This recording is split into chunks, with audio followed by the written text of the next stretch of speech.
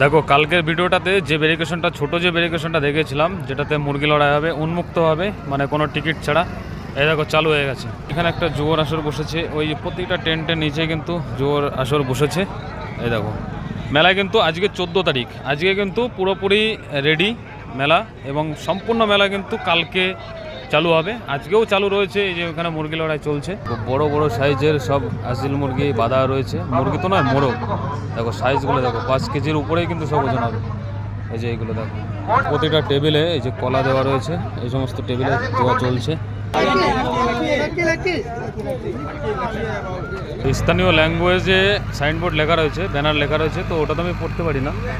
তো একজনের কাছে আমি শুনলাম 150 টাকায় চিকেন বিরিয়ানি ফুল পেট, ওখানে বসে যতক্ষণ খেতে পারো। তারপরে ওখানে ড্রিঙ্কসের ব্যবস্থা রয়েছে, অ্যালকোহলের ব্যবস্থা রয়েছে, সেটাও কিন্তু করা যাবে ওখানে বসেই।